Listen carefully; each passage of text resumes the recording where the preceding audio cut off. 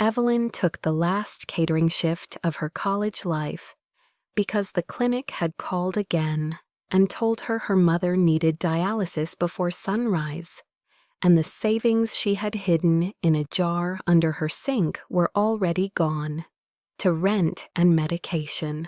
She put on the black uniform that made her feel invisible and stepped onto the subway with trembling hands and a chest that ached with every breath. She believed the job was simple, a quiet investor reception.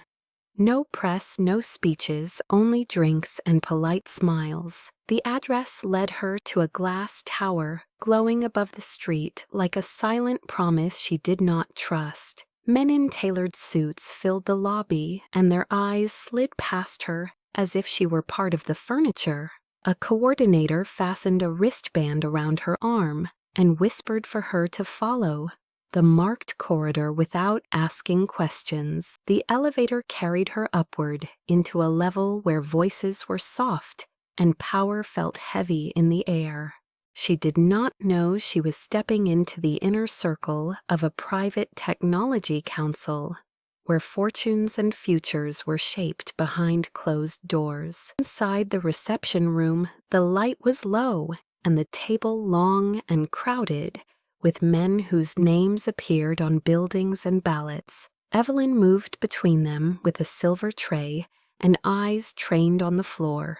Laughter rolled across the room in relaxed dominance till one man tapped his glass and pointed to an empty chair beside him and told her to sit. She froze her fingers, curling tighter around the tray, as another voice added that it would be easier if she listened from where they could see her clearly.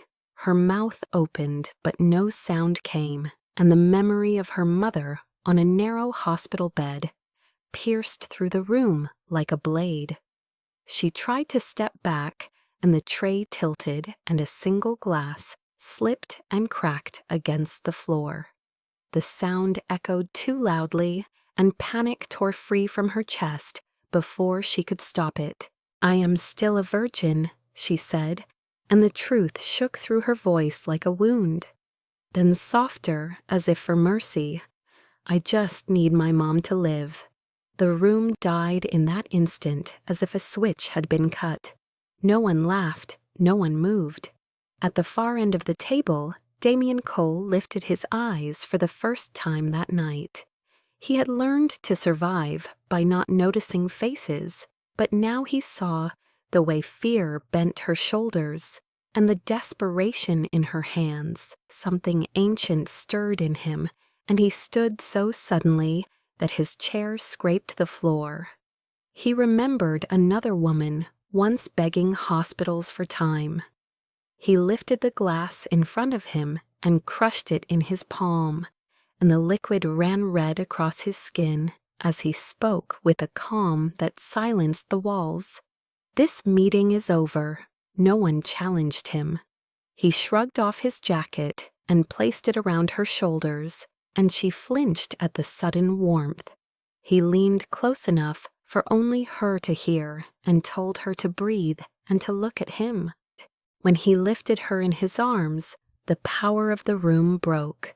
Phones rose like a field of dim stars as they crossed the threshold and into the night. Outside, the city roared back into focus, and Evelyn hid her face against his chest as the cold struck her skin. He carried her to the waiting car, as if no force alive could stop him. Inside the back seat, she trembled until he wrapped the jacket tighter and told her she was safe now, even though he did not yet know if that was true. Across the street, men who shaped markets and laws stared as if the ground had shifted beneath them. Some of them were already considering how to claim her, and some how to destroy her, but none yet understood that the choice had already slipped from their hands. In the darkness behind tinted glass, Evelyn closed her eyes and felt the steady rise and fall of his breath, and the night folded around them like a boundary between her old life and whatever waited ahead. That night the world did not yet know her name, but power had already noticed her pulse. Deals would be bent and broken because of the moment her fear had spoken aloud. She did not yet know it, but from that second on, she was no longer invisible. She was the fragile center of a coming war. The future was already moving toward her. Morning arrived behind the glass walls of the penthouse with a pale quiet that felt unreal after the violence of the night before, and Evelyn woke on a couch that swallowed her small frame with fabric so soft it felt borrowed from another life. For a few seconds she did not remember where she was, and then the memory rushed back in fragments. The room of power, the sound of breaking glass, the warmth of a jacket on her shoulders, and the steady beat of a stranger's heart beneath her ear. She sat up too fast and the room tilted, and a uniformed man at the doorway lifted a hand in calm greeting and told her she was safe and that Mr. Cole would be with her shortly. The word safe did not quite land because safety had never followed her anywhere for long. She pressed her palms together to stop their shaking and stared at the skyline beyond the windows, where New York stretched like a living machine that never learned mercy. This place was too large, too clean, too high, above the street where she had learned how to survive. It frightened her more than the dark ever had. A woman entered quietly with a tray of water and toast and spoke with a kindness that made Evelyn's throat ache.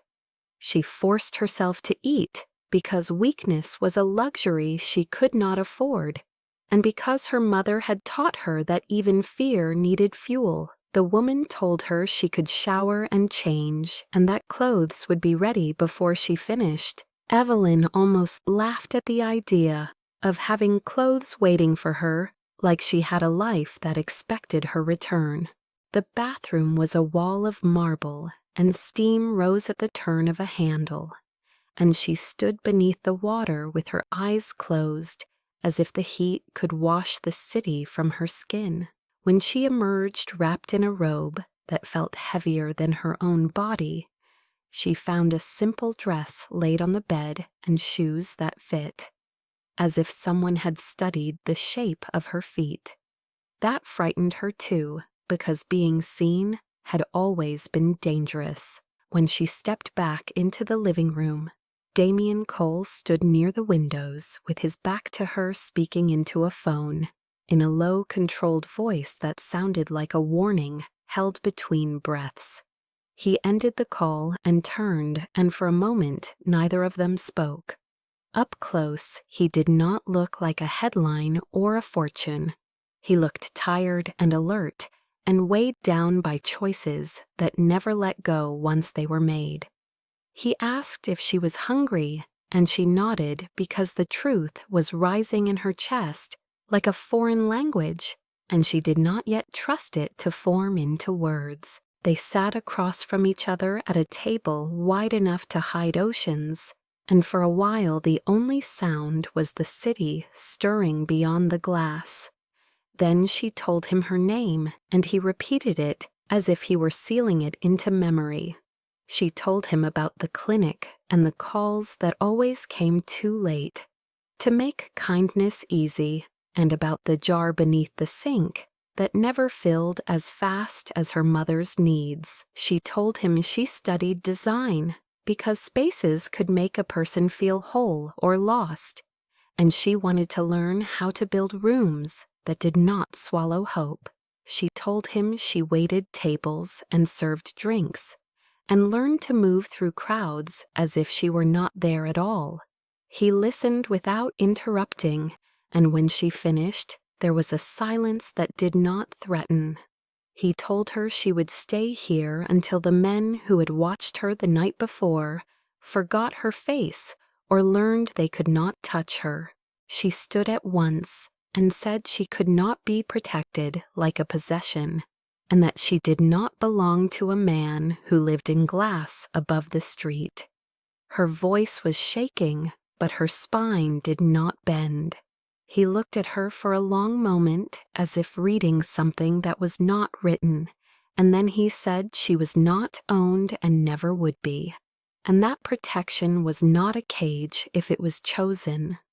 The word chosen landed differently inside her and frightened her again because choice was the one thing she had never been allowed to trust. The phone on the table vibrated, and he silenced it without looking and told her that the eyes which had lifted toward her in that room would not forget so easily, and that he would not risk her walking back into a life that had already learned to break her. She thought of her mother and the 2 thin blankets and the stained waiting room chairs and the promise she had made to never stop trying, and she felt the walls around her press closer. He offered guards and legal help and money she could not imagine, and she felt the weight of power drift toward her like a tide she did not know how to swim in. She whispered that she just wanted her mother to live, and he answered that sometimes wanting was not enough, and that the world demanded leverage even from the innocent. Later, when he left her alone to rest, she wandered to the windows and pressed her forehead to the glass, and watched the street far below, and wondered how a girl who learned fear from empty refrigerators and late rent notices had climbed overnight into a sky that did not know her name. The men at the door did not speak, but their presence changed the air around her body, and she felt watched and guarded in the same breath. By afternoon, her phone buzzed with messages from classmates asking where she was and why a news clip showed a shadow that looked like her being carried from a private event by a man the world only ever saw on stages and screens. Panic rose in her chest like smoke, and she dropped the device onto the couch as if it could burn her. The woman from the morning returned and placed a new phone on the table and said this one was safer and that she could call the clinic through a private line.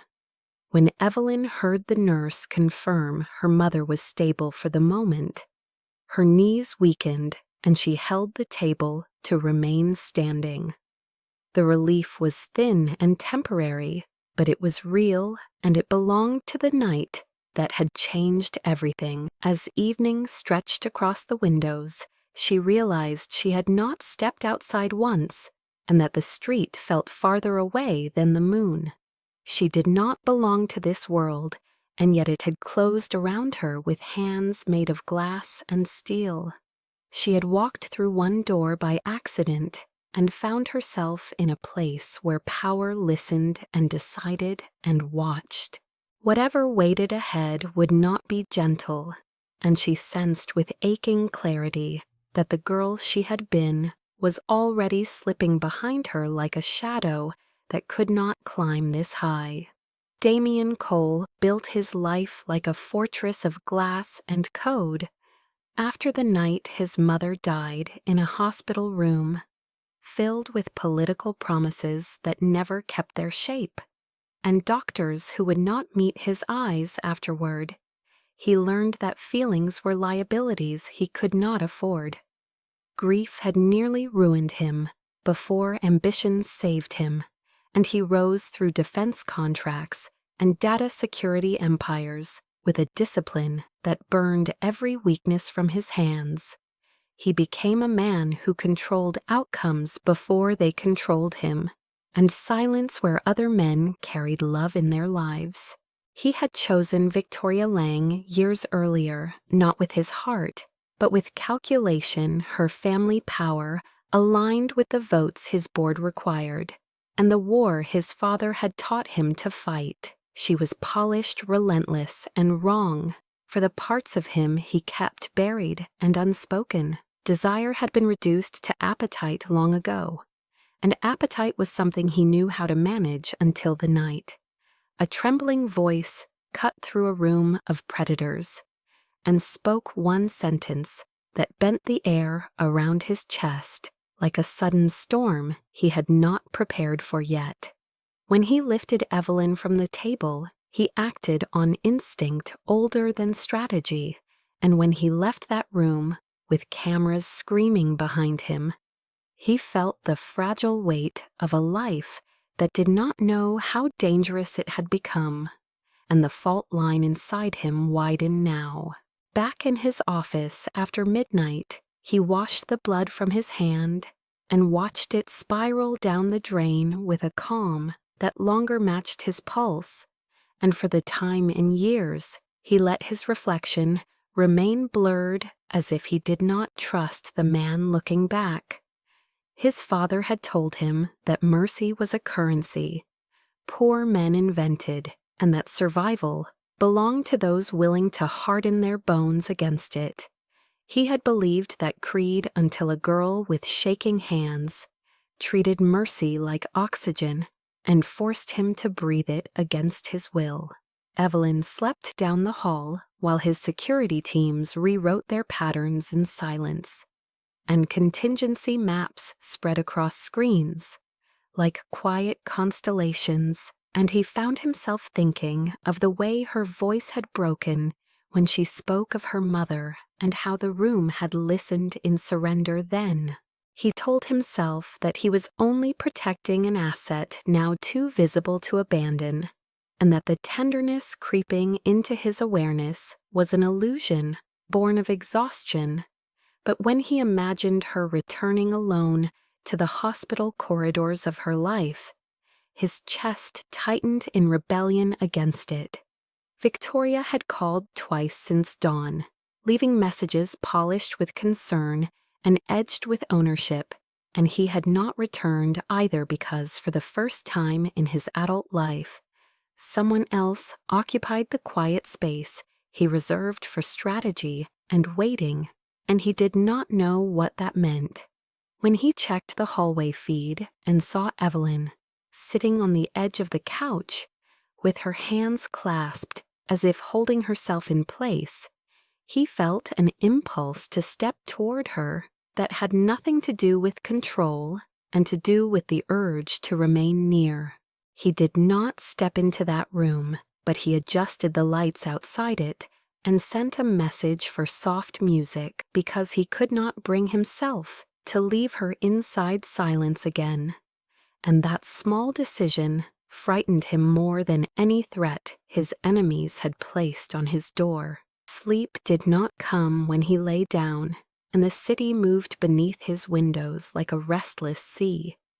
And in its rhythm he pictured her fear and the way his actions had overturned the rules that had governed his world for decades, and he realized something irreversible had begun. At dawn he stood in the kitchen as light traced the counters, and he poured 2 cups of coffee for a habit that had always belonged only to him. And as the second cup cooled untouched, he understood the depth of the change that had taken root in his body.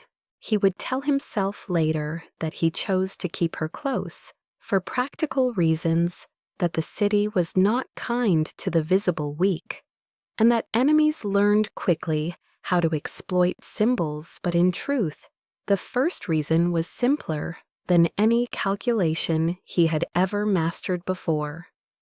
When he finally knocked and stepped into the room, she rose as if braced for judgment, and he saw how instinct had already trained her to stand against another blow, and the sight cut through him with a sharpness that made him speak more gently than he had planned to.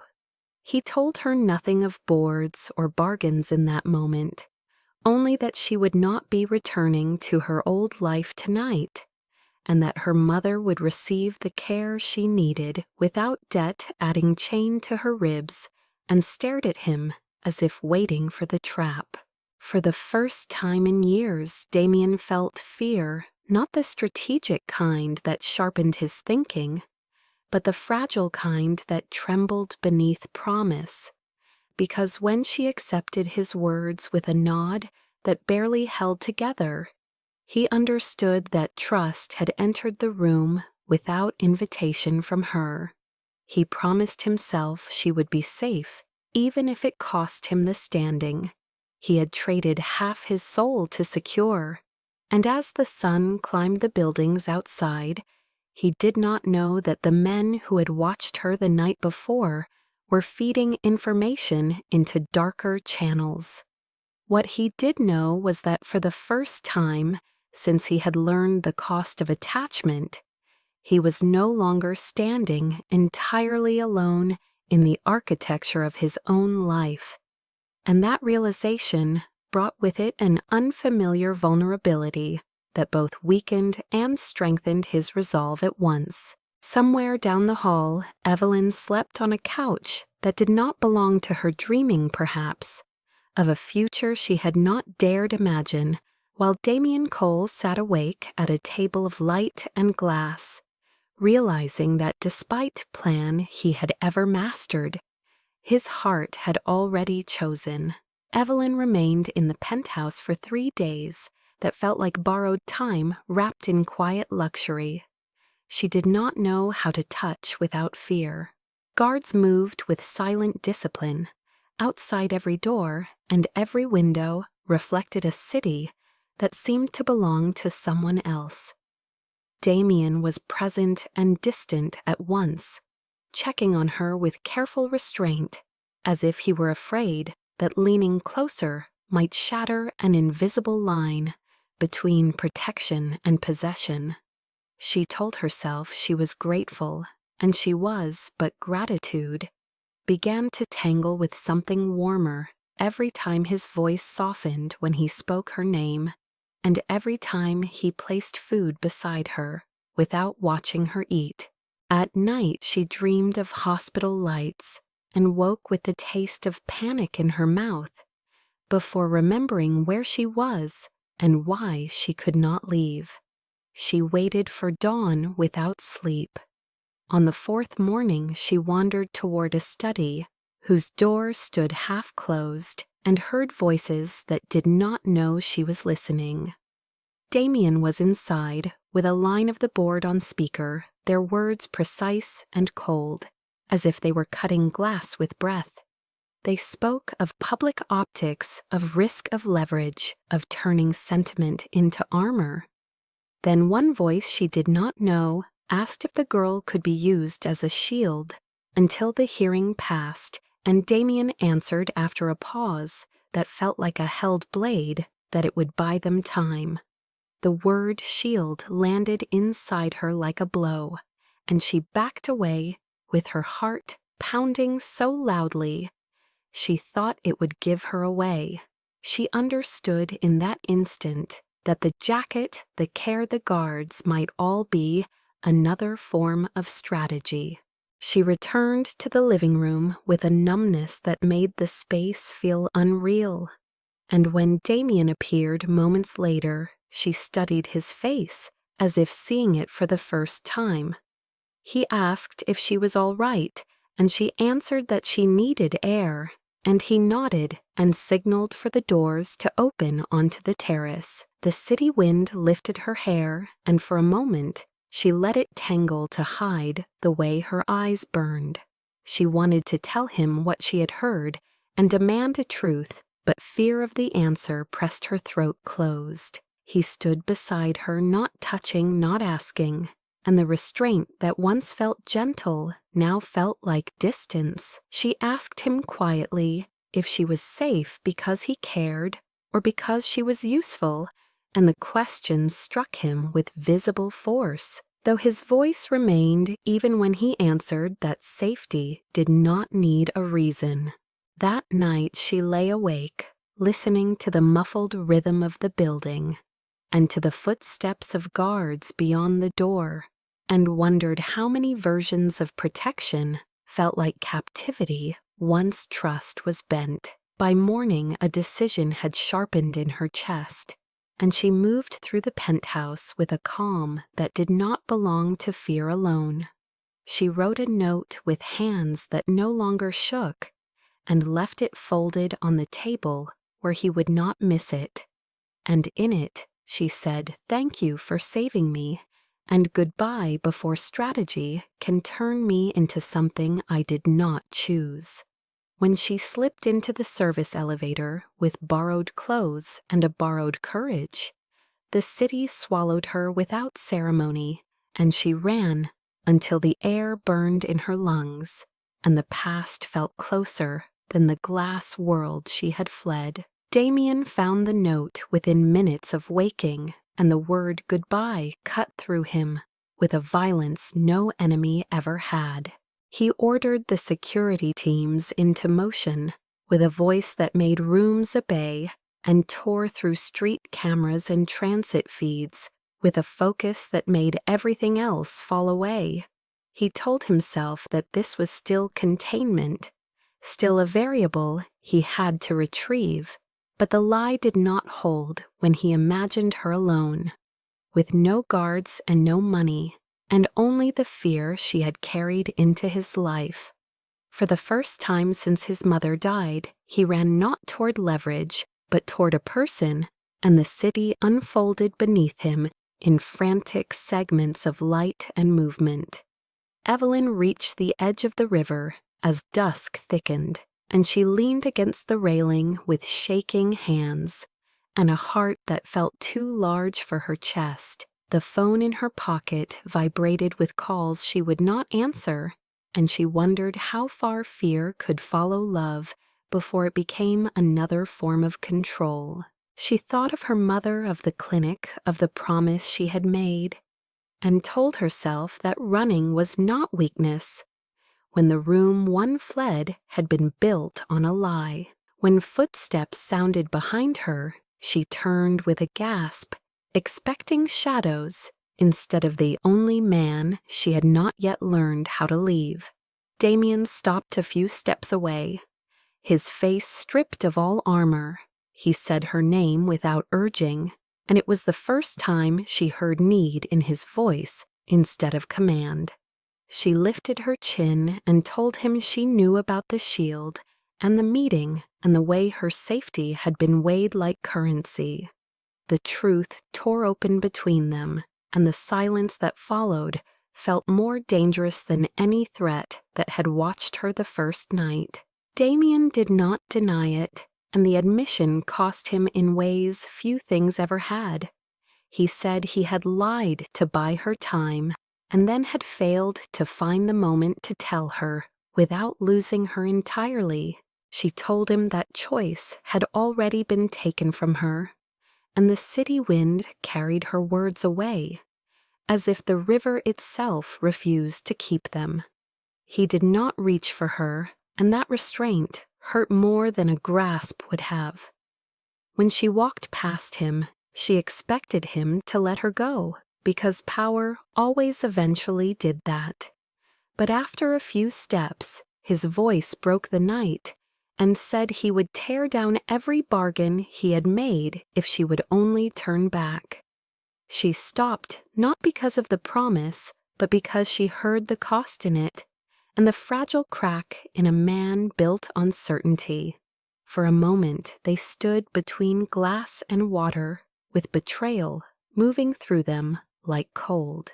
Then the sound of distant sirens folded into the dark, and the future closed its hands around both of them at once.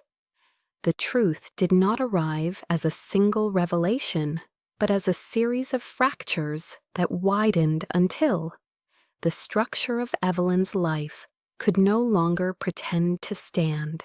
After the night at the river, Damien did not force her back into the penthouse, though the choice to let her walk away cost him more than any threat issued by rival boards or political allies.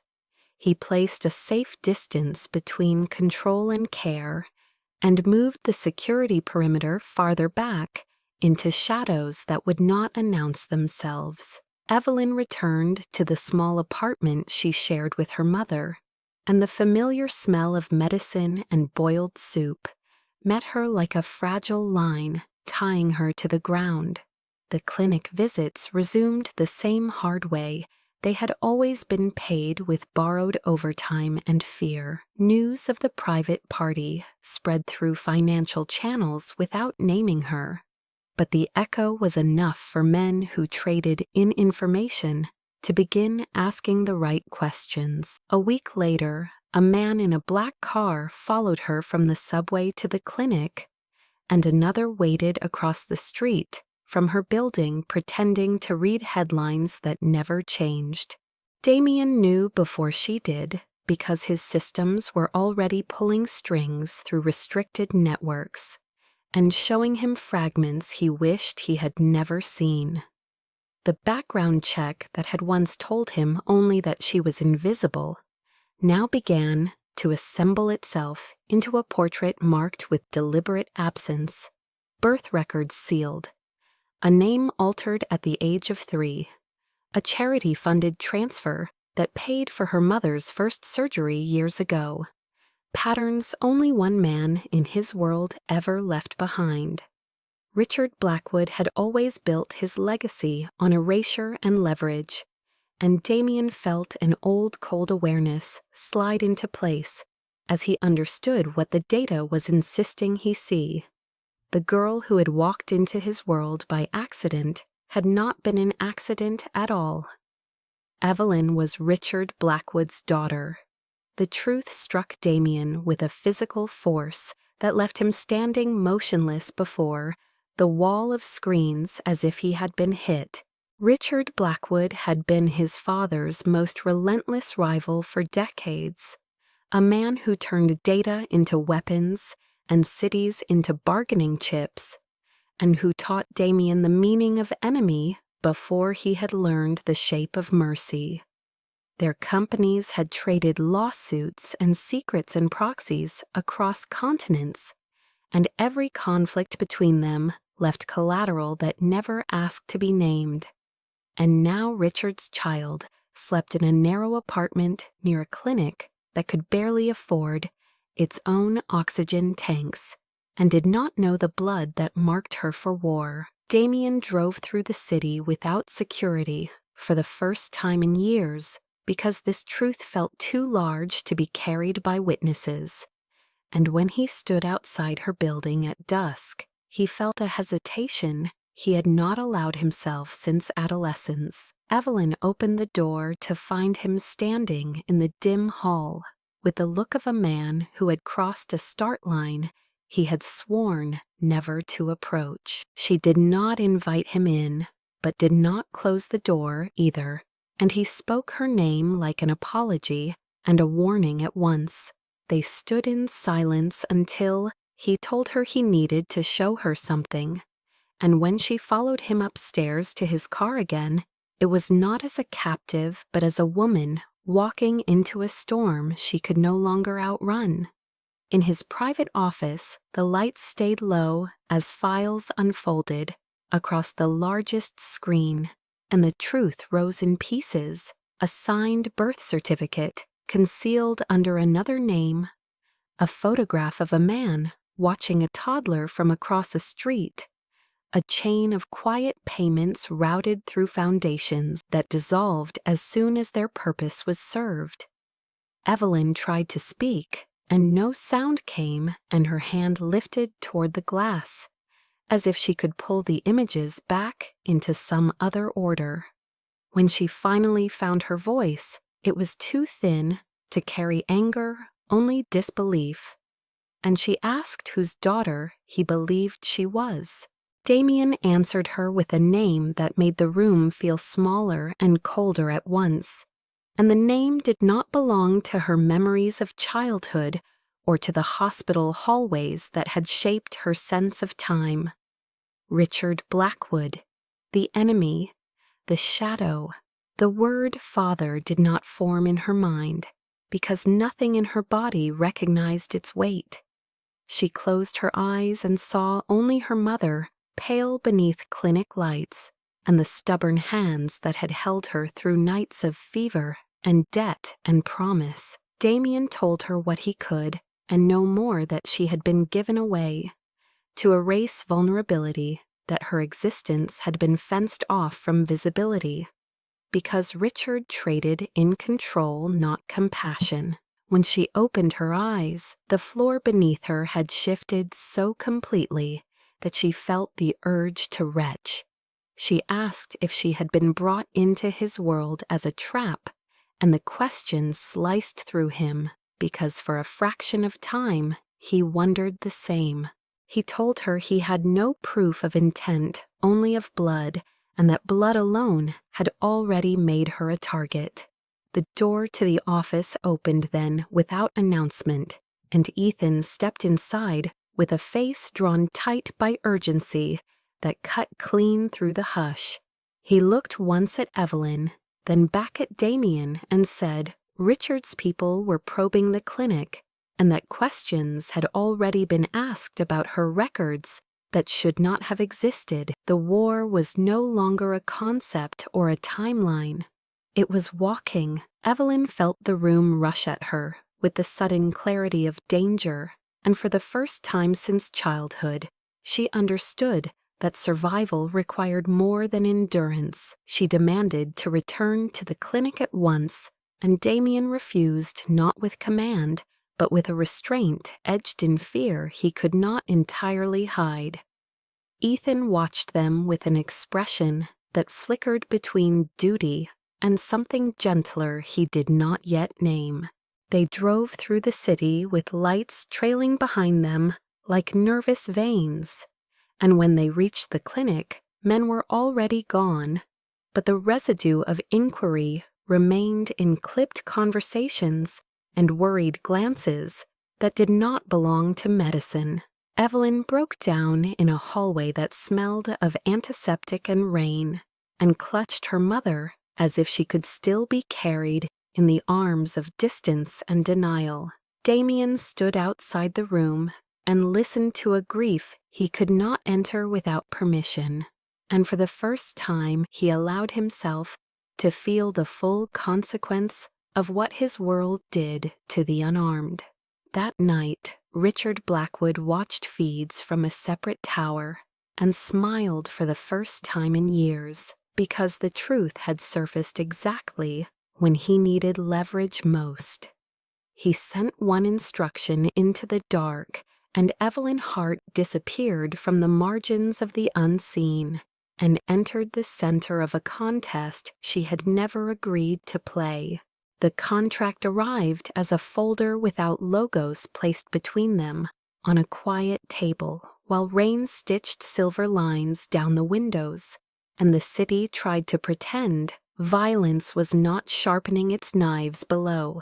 Damien did not dress it as ownership, and he did not hide that it had been drafted by lawyers whose job was to protect him from the ways the world liked to exploit weakness. He told Evelyn she could walk away again if she chose, and that this agreement was not a cage but a shield she could remove at will. She read every page slowly with hands that no longer shook, yet felt the tremor inside each sentence all the same. The words spoke of residence and security and public proximity for the sake of misdirection and leverage that would not state its purpose aloud. It did not say love, and it did not promise safety in the way frightened children imagined it, but it did offer choice, framed by danger instead of fear framed by hunger. She signed because her mother slept under machines that required electricity and guards to function in this new world Richard had dragged her into, and because the street had learned her name in whispers already. When she handed the folder back, Damien did not touch her, and the space between them carried an awareness that neither of them named. They moved back into the penthouse together that night, not as captor and captive, but as two people who understood the cost of standing too far apart when eyes were everywhere. The change was subtle and immediate, and lived in the way he asked before entering a room she occupied, and in the way she told him when silence began to feel too loud inside her chest. The guards shifted their patterns and the city pressed close, without finding an opening. She began to breathe again. The romance did not announce itself with heat or grand vows. And that was what made it feel dangerous. It lived in the small, accidental distances closing without permission. It lived in the mug he placed by her sketchpad before dawn, when he left for meetings, and in the jacket he draped over the back of her chair when she fell asleep at the table, waiting for him at night. It lived in the way he never touched her without asking, and how that restraint made every moment of nearness heavier with meaning than any claim could have. One afternoon, she slept through a strategy session on the couch outside his office, and when the door opened, he lifted a finger to the advisors who followed him in, and they backed away as if silence had become a command. He knelt beside her and tucked a stray strand of hair behind her ear without waking her, and the act felt like trespass and prayer at once. Another night, a report arrived that detailed a threat coded through a charity front, and he did not tell her until it was needed because he had learned that the weight of fear traveled faster when carried together. When she finally saw the danger in his eyes, she reached for his hand without thinking, and neither of them spoke of it. Though the room shifted at the contact, the jealousy came quietly and shamed him when Victoria appeared unannounced in the penthouse, with her smile composed of politics and possession. She congratulated Evelyn on her resilience with a glance that measured and devalued at once, and Damien watched Evelyn absorb the impact, with a dignity that made something tight inside him burn. Later, he admitted the edge in his chest to himself and did not recognize the man who felt it. The hospital visits became a shared routine he never asked for, but always appeared at, with a coffee in one hand and the patience to sit through hours of waiting, as if time had no authority over him anymore. When the machines faltered and nurses ran, Evelyn leaned against him on instinct and felt the steadiness in his body answer before words ever could.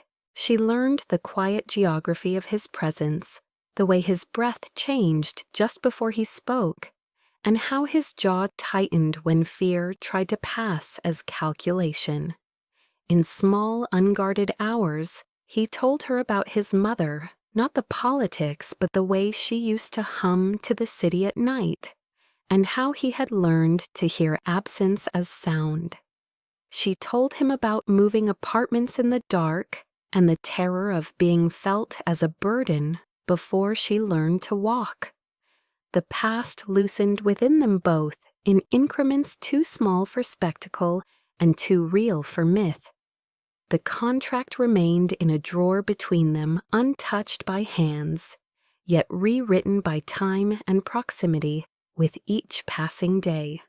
One evening alarms folded through the building without warning, and the guards sealed corridors in practiced silence.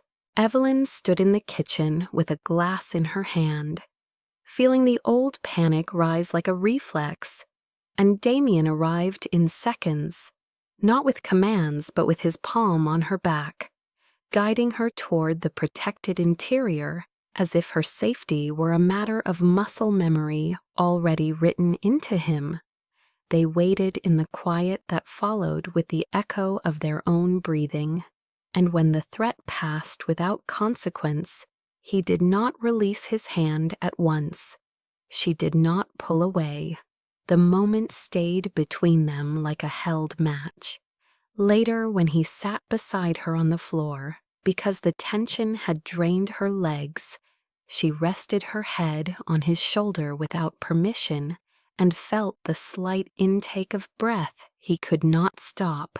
Neither of them named the shift, but both of them went still, with the awareness that something irrevocable had begun to gather weight.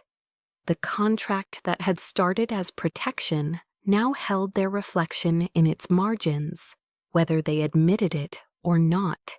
When dawn pulled them back into their separate duties, she rose with an ease that had not existed in her body before, and he watched the line of her strength with something close to pride. The war had not paused, and the risks had not softened, but the space between them now contained a living warmth that could not be negotiated away by boards or bloodlines.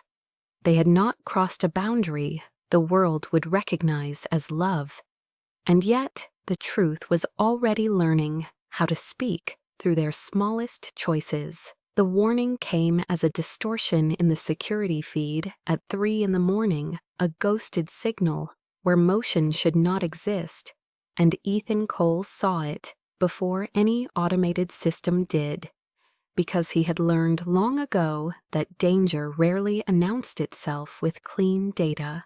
He stood in the control room watching the quiet camera angles breathe, and felt the prickle at the back of his neck that had saved lives before.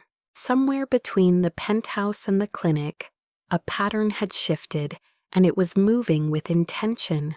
He called Damien without hesitation, and his voice carried none of the casual warmth he sometimes used to disguise his worry.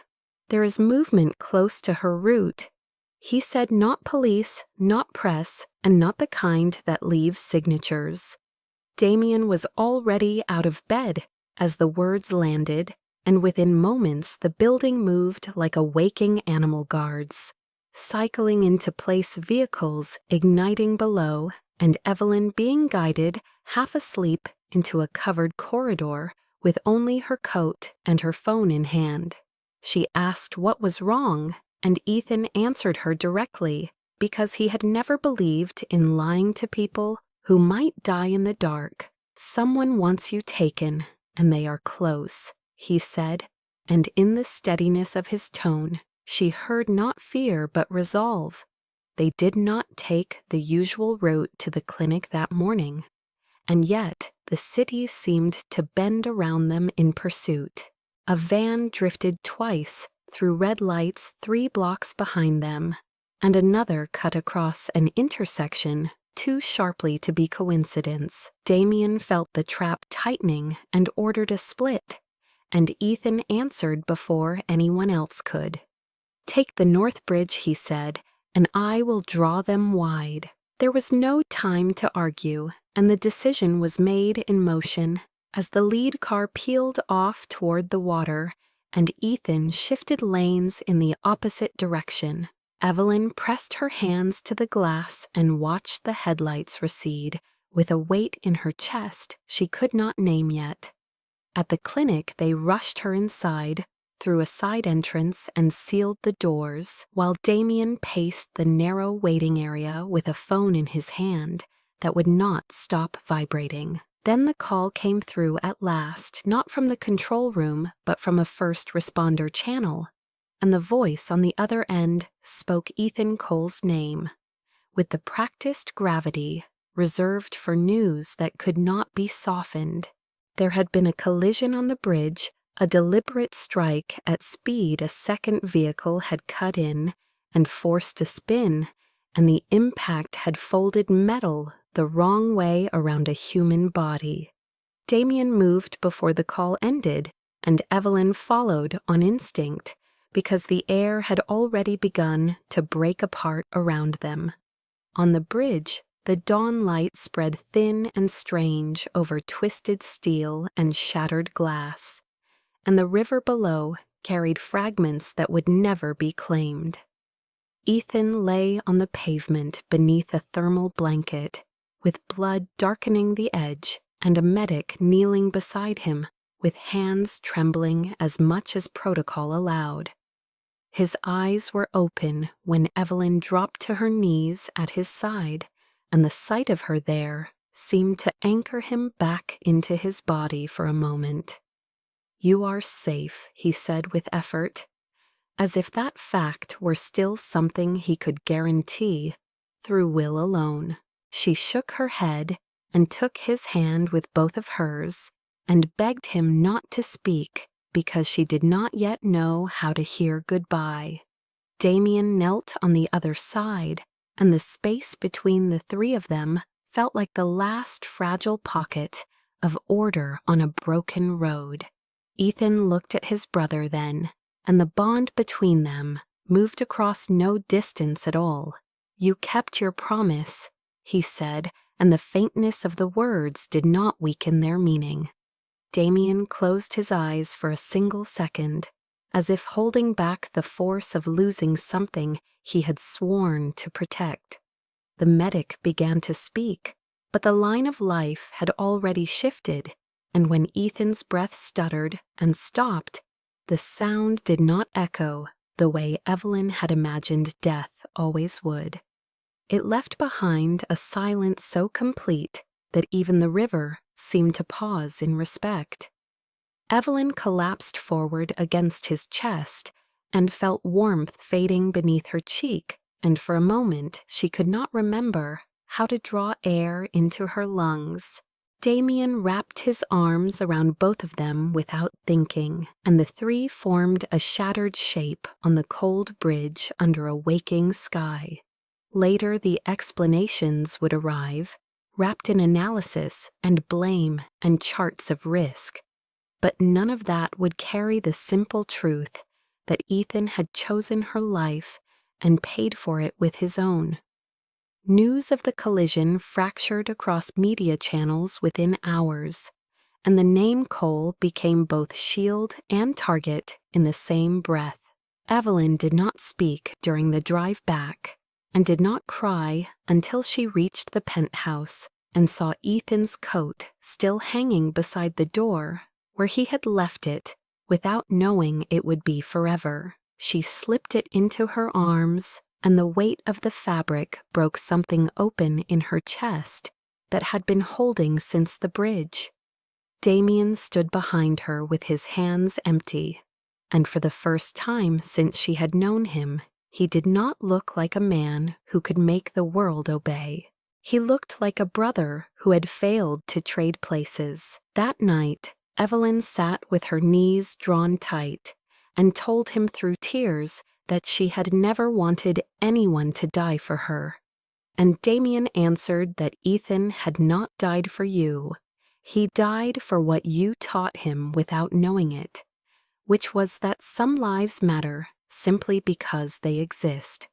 The words did not heal her and did not excuse the blood that marked the edges of her path now, but they bound them both inside the same grief. Somewhere beyond the windows, Richard Blackwood received confirmation that the first piece on the board had fallen, and he smiled at the inconvenience it brought because it meant the game had finally become personal. The night came without warning and with too much memory already clinging to it when Evelyn left the clinic after a late shift beside her mother, who finally slept beneath steady monitors that hummed like a fragile promise. The guards waited across the street as ordered not to crowd her, and Damien watched from a distance through silent cameras because he had learned that protection was not always felt as freedom. She stepped into the rain with Ethan's coat folded in her arms, and the city smelled like wet steel and unfinished prayers. Somewhere in that ordinary darkness, Richard Blackwood decided it was time to collect. The van pulled alongside her without headlights, and the door opened with practiced speed, and hands reached toward her before she understood motion had changed direction around her body. She fought with every reflex born of hunger and fear, but another figure blocked her escape, and cloth pressed to her mouth turned the street into a narrowing tunnel of noise and dim light. The last thing she saw before darkness took her was one of the guards, turning too late and falling backward into rain and glass. The night folded over her like water and carried her away from everything she knew to call safety. When she woke, the first sensation was cold concrete against her spine, and the second was the ache in her arms, where restraints cut into skin already bruised by struggle. The room was wide and bare, and lit by a single hanging fixture that swung just enough to make shadows stutter. Men stood near the walls, with their faces mostly hidden by the tilt of their heads, but one figure remained separate and unmistakable even in partial light. Richard Blackwood did not need introductions to announce his presence. He watched her with the patience of a man who believed time always served him. Evelyn pulled against the ties until heat bloomed along her wrists and asked in a voice she barely recognized what he wanted from her, because the word father would not rise in her throat even now. Richard stepped closer with hands folded as if he were approaching a business negotiation instead of a captive he had ordered stolen. He told her that she had been precious to him. Once in a way, men like him defined such things, and that losing her had been an inconvenience he had never forgiven. He said she now belonged to a balance that had been waiting to be corrected. He spoke of Damien as if discussing a long-standing debt, and of her as the final piece that would force a concession, the way blood forces a wound, to close or bleed out entirely.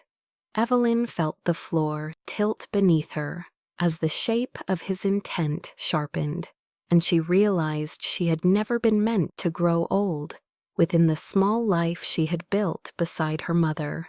She said she would not be used, and he smiled with something close to admiration and told her that refusal had rarely changed outcomes in his world. The men around them did not move because movement had not been permitted yet. In another part of the city, Damien stood in a control room filled with shifting maps and fractured feeds, and felt the hollow arrive before the confirmation did. The signal from her phone cut out mid-frame, and the street went blind in a pattern he had seen only once before, during another war that never touched headlines. He did not shout orders because time was narrower than voice, and he moved through the city with a purpose that left no space for doubt. The promise he had made to Ethan returned with a weight that bent his breath, and he carried it forward like a blade pointed at his own chest. Inside the warehouse, Evelyn watched the men receive new instructions through small devices that whispered into ears, while Richard never took his eyes from her.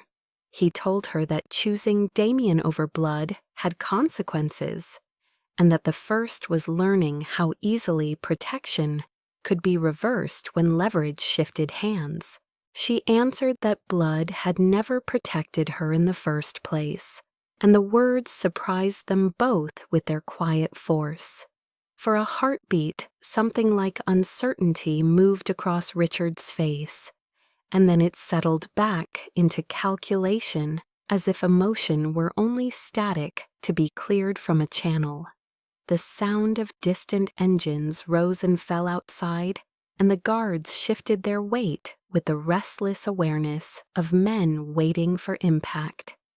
Evelyn closed her eyes and pictured her mother sleeping beneath clean sheets and steady numbers, and Damien standing at a window that did not know mercy, and she understood with absolute clarity that the space between them was now measured in minutes, not miles. Richard lifted a device and prepared to speak, and the room seemed to retract around that gesture as if the walls themselves recognized an order about to be given. Fear came for her not as panic, but as a sharpened calm that made every sense listen at once. The first explosion struck the far end of the structure and rolled across the floor like thunder caught in slow hands, and men scattered as glass shattered inward. Richard was pulled backward by two guards and vanished into a corridor of smoke, while Evelyn was left against the chair with heat blasting across her skin and noise tearing light into fragments.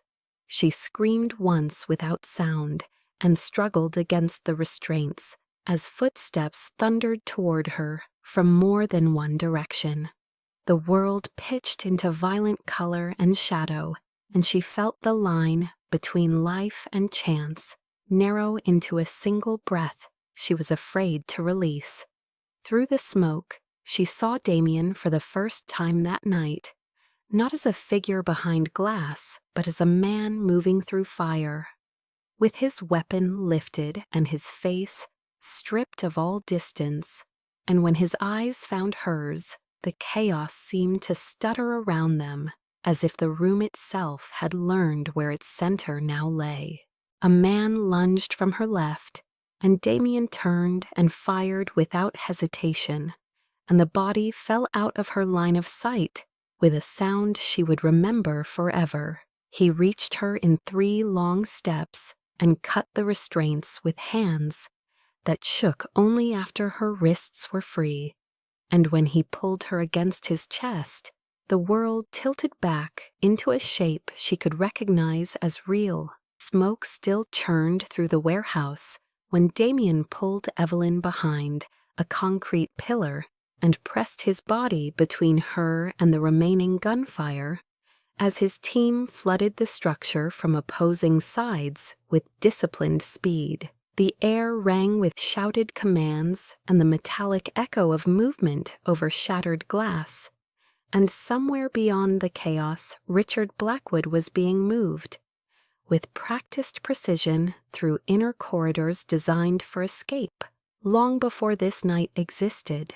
Damien lifted a hand to his ear and coordinated without raising his voice, because raw volume never won wars like this, and Evelyn felt the steadiness of his breathing against her temple as he guided her through a narrow passage that smelled of oil and old electricity. They emerged into a secondary bay where the ceiling hung lower and the noise dulled into a heavy throb, and that was where the truth caught up to them with the speed of a bullet. Richard stepped from behind a steel support with 2 men at his sides and lifted a weapon not at Damien but at Evelyn, as if the line between threat and leverage had always been the same for him. Time stretched into a thin glass corridor where every movement grew visible and fragile. Evelyn heard Damien speak her name once not as command but as anchor, and she did not move. Richard smiled with the familiarity of a man addressing an asset that had finally drifted within reach.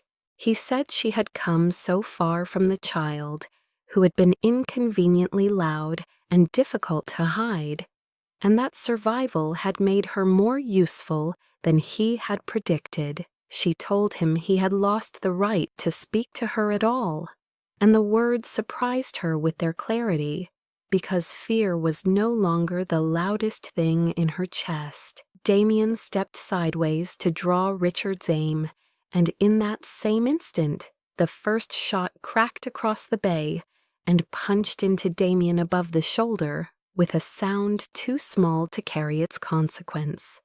He staggered once and remained standing because his body had learned how to ignore pain long before it learned how to avoid it. Evelyn screamed and moved without thought, and the second shot went wide as one of Damianus' men drove into Richard and shattered his line of fire. The room collapsed into violent geometry as bodies charged and fell, and the sound of struggle rose in waves that blurred edges and names. Damien dropped to one knee, and Evelyn slid to him, catching his weight with hands that burned, and she pressed against the wound with the sleeve of her coat, and felt blood slick her skin with a heat that did not belong to the air. His eyes found hers and held as if confirming she was still real, and the relief that crossed his face cut deeper into her than the wound ever could. Across the bay, Richard was dragged to the floor and pinned beneath 2 operatives, and the sight of him restrained stripped years of confidence from his posture in one sharp breath. He looked at Evelyn again, but now the calculation in his eyes had been replaced by something closer to astonishment, as if he could not reconcile the child he had surrendered with the woman who had stood unmoving in the arc of his weapon. Blood spread beneath Damien in a dark, widening shape, and he remained focused on her as if the rest of the world had already folded into irrelevance. She begged him to stay awake because the words were the only thing she could still give him at that moment, and he answered with a faint nod that cost him more than he would admit. Sirens began to gnaw at the edges of the night as authorities closed in through channels Richard had once believed were secure. The operatives lifted Damien with care that betrayed the urgency they tried to disguise, and Evelyn rose with them, refusing to release his hand as they moved him toward waiting medical teams staged outside the blast perimeter. The world outside the warehouse reappeared in harsh white and blue, and the rain returned as if the sky had only paused its grief till this moment allowed it to continue. Medics took over with rapid commands and precise hands, and Evelyn was pushed back only after she felt the pressure bandaged tight against his shoulder and watched his chest keep its stubborn rhythm. The sound of metal restraints snapping into place behind her drew her attention back toward the open bay, where Richard Blackwood was being escorted out. With his head held high, despite the guns trained on his flanks, their eyes met once more, and this time the distance between them felt immeasurable. He told her she had made a powerful enemy, and she answered that she had been his before she ever chose, and that choice was no longer his to command. The words landed with the finality of a sealed door, and for the first time she saw something like loss flicker through his gaze before it was erased by habit. As the vehicles pulled away, Evelyn was guided into the ambulance beside Damien, and the doors closed the night into a smaller, containable world. Inside the vehicle, the lights were unforgiving and real, and the medic worked with practiced calm, while Evelyn sat locked in place by terror and devotion, and the knowledge that she had nearly lost him in the space between 2 breaths. Damien drifted in and out of focus, and once his hand tightened around hers, as if the sensation of being held were the only thing keeping him anchored to this side of the dark. She whispered his name until it grew into a rhythm both of them could follow. At the hospital, corridors rushed past in parallel lines, and surgeons took him beyond the last door she was allowed to cross, and she stood alone under fluorescent light that did not care what prayers sounded like. Hours threaded themselves into a narrow line of waiting, and she did not sit because her body would not accept stillness yet. At last, a doctor approached with a shadow of exhaustion beneath his composure, and told her the bullet had missed critical vessels by an inch that would be called fortune by men who believed in statistics, and that Damien would live. The relief bent her spine, and she found the wall with her palm to keep from falling. When she was finally allowed into the room, his eyes found her again, and the smallest curve touched his mouth, as if the world were beginning to hold together at the edges. Later, official statements would flatten the night into language that spoke of an attempted abduction prevented and a suspect in custody and heroic intervention, without placing names where names might cost votes and contracts. Richard Blackwood disappeared into a system he had once owned shares in and his empire began to fracture under investigation in the quiet ways true collapses always do. Evelyn sat at Damien's bedside until morning took the city, and when she looked at the man who had stood between her and a gun, she felt the last of her doubt burn away. Blood had been drawn on her behalf, and truth had finally taken its place. Beside fear, and now the distance between father and enemy had been reduced to nothing at all.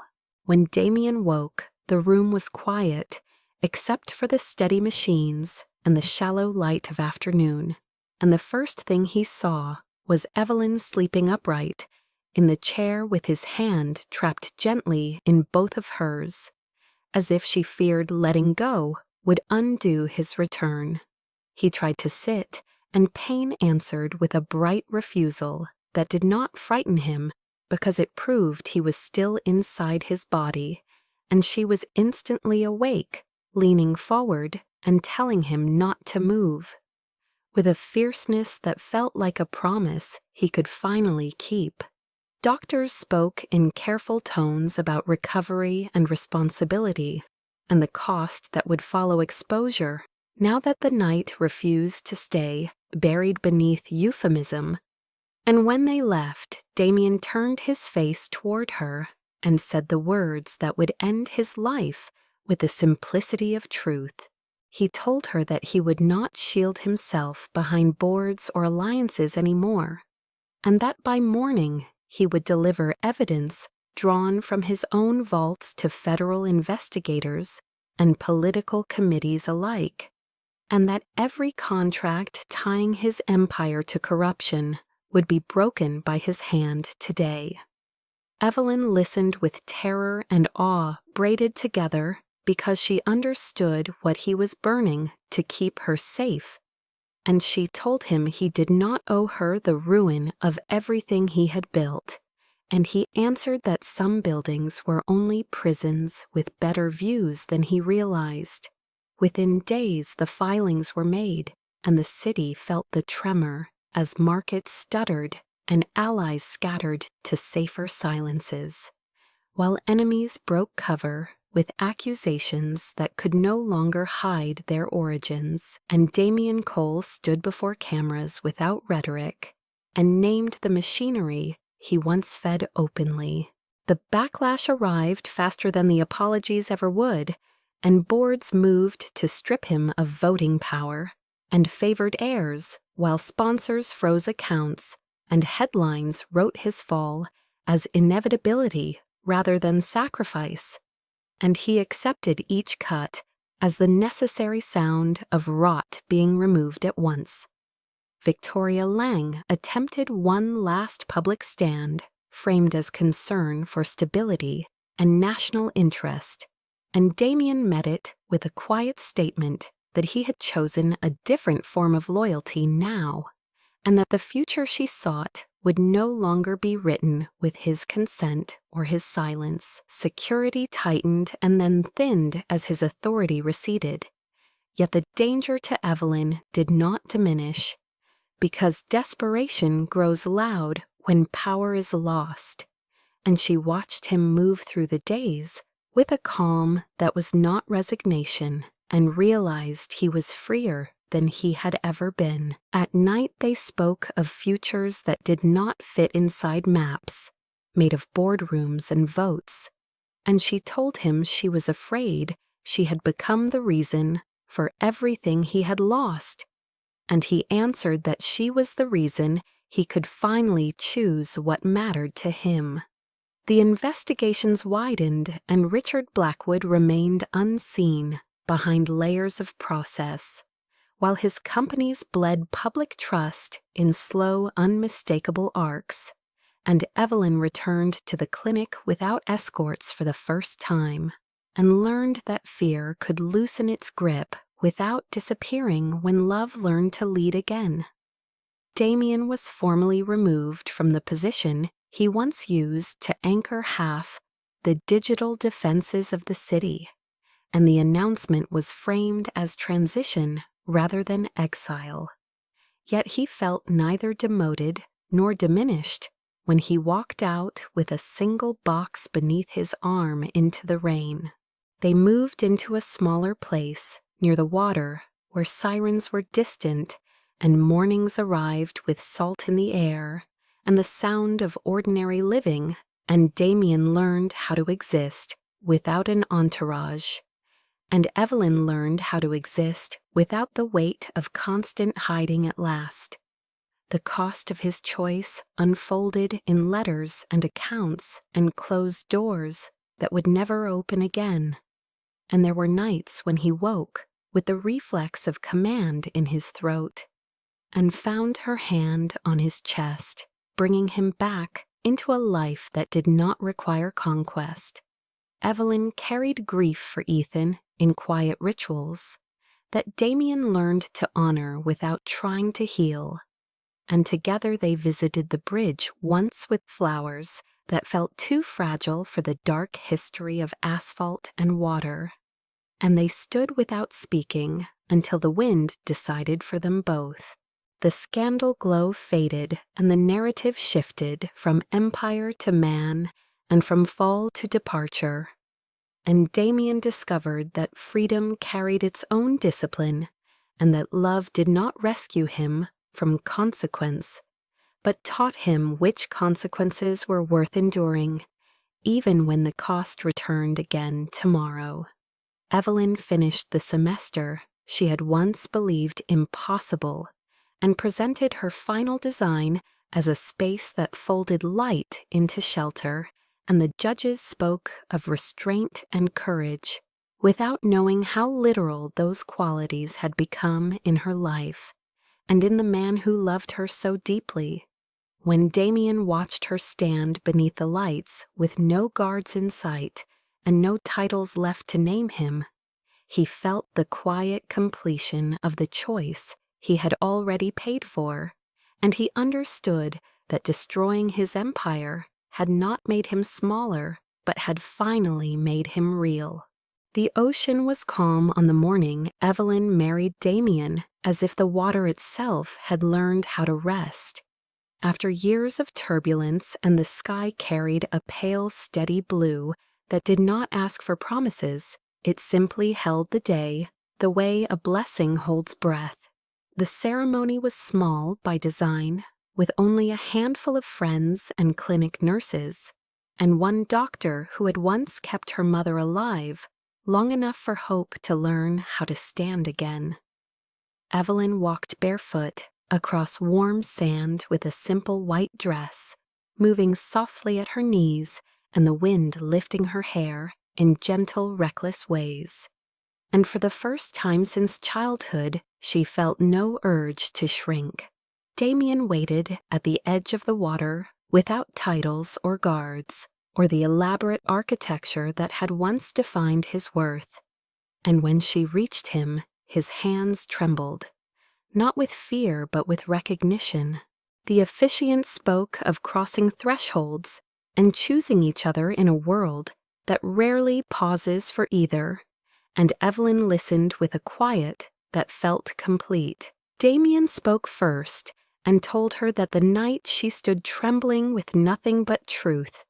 Between her and a room of predators, he had learned what courage truly was, and had spent every day since trying to become a man worthy of that kind of faith, even when he failed and even when it cost him everything else he thought had defined him.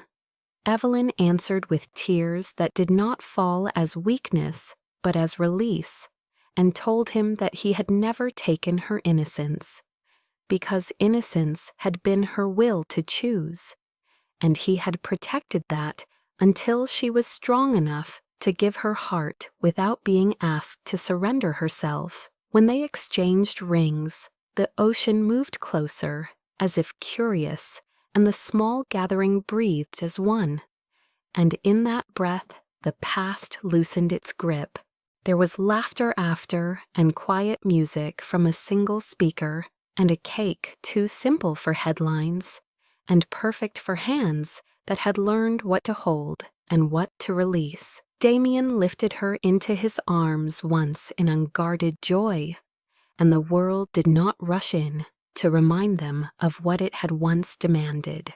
Later, when the light dipped and the shore grew quiet, Evelyn slipped away alone with a bouquet of wild flowers and walked beyond the gathering toward a small rise where she could see the line of water meet the sky and feel the echo of a life that had nearly been taken from her before it had learned how to begin again. She knelt and placed the flowers into the sand and whispered goodbye to Ethan with a voice that no longer broke with guilt alone, but with gratitude for the shield he had chosen to become. And she felt the wind carry the words with care. Damien found her there without speaking and stood beside her with his hand at her back, not as an anchor of protection, but as the steadiness of chosen presence. And together they watched the horizon absorb the last color of day. When they returned to the small house, the night did not arrive with fear or alarms or the echo of machines, but with the simple sound of waves and the soft light of a lamp they turned on themselves. Inside the room that would become the quiet center of their life, Evelyn moved with a new ease and a knowing that had not existed before, because choice now lived inside her without trembling. Damien did not rush and did not command and did not pretend that love was anything but a promise renewed through patience. And when she touched his face for the first time as his wife, the room narrowed into a gentle stillness that did not need ceremony to become sacred. She was not a virgin anymore because she was no longer defined by fear or scarcity or the silence of waiting rooms, and he did not claim her as conquest or miracle, but as the woman who had taught him how to live without armor. The night unfolded without spectacle and without the language the world once expected from their bodies. And when they slept, it was with the sound of the ocean holding the dark for them. Morning found them side by side with the light wide on the floor and the future unguarded by contracts and headlines. And when Evelyn rose, she carried the ordinary joy of making coffee in bare feet, while Damien watched her as if the smallest acts were now the richest inheritance of his life. The clinic stabilized her mother, and the rented apartment was released back to landlords who never learned how many lives had passed through the small rooms with hope stitched into poverty. And Evelyn began to draw again, not rooms for survival alone, but spaces where light and rest were allowed to coexist without apology. Damien built nothing that needed to be named an empire again, but he taught and consulted and learned how to measure victory by breath and presence instead of numbers that never slept. The world kept turning with its familiar violence and beauty braided together, and sometimes the past rose in shadows that visited without invitation. But now there was always a hand waiting and a voice that did not lie about where safety lived. On the porch at night, they watched the stars unravel and reassemble, and Evelyn would sometimes tell Damien that the night she first spoke her truth, she thought the world had ended, and he would answer that the world had only learned how to begin in a way neither of them could have forced alone. Their love did not correct history, and it did not resurrect the dead, and it did not redeem the sins of fathers who had written their names into blood and leverage. But it did build a future that did not require either of them to be smaller than the other. And in that balance, they found the healing neither had dared to hope for in the beginning. Thank you for staying with Evelyn and Damien through every shadow and every quiet breath of this journey. If their story moved you even once, then you already understand why these stories exist. They are reminders that even in broken worlds, love can still choose to rise with steady courage. If you felt the tension when the night closed around them and the relief when morning finally returned, that means the story found you where you live. And that is the only measure of success we care about here, where emotions lead and numbers follow, in the end always true. This channel is built for those who believe romance is not weak, that tenderness can survive power, that healing can begin in the most violent moments, and that two people choosing each other can still matter in a world that profits from separation and calls it business as usual today. If this was your first story here, welcome, and if you have walked with us through many, then you already know the heart of this space, where love is tested, broken, branded by loss, and still allowed to stand again without apology or permission from anyone ever watching us now. Your support keeps these stories alive in ways algorithms never fully measure. Every comment, every share, every quiet moment you spend listening matters more than you realize. And it gives these characters new breath long after the final scene fades into night, where memory and feelings still remain with you. If you loved this ending, let us know where you are watching from, because these stories travel farther than we ever expect, from city apartments to quiet rooms by the sea, and every place they land becomes part of the story in its own way. Just from your listening heart, do not forget to like this story if it touched you, because that small action helps more hearts find their way here. And subscribe if you want to continue walking through stories where love is never simple, but is always worth the quiet fight it demands with your whole soul. The next story waiting for you carries its own scars and miracles, and we promise it will not be gentle, either, because real healing never is, and real love always asks something from us before it gives everything back in ways we never predicted but always secretly needed inside us. If you have ever felt invisible like Evelyn or trapped inside armor like Damien, then you already belong here, and these stories are written for you as much as they are written for anyone who still believes. Growth begins after loss and continues through patience, courage, and unexpected tenderness shared. Stay with us for the next chapter, because another heartbeat is already waiting just beyond this ending, and until then, take care of your own story with the same courage you wish for these characters. We will be here when you are ready to listen again, with open hearts always.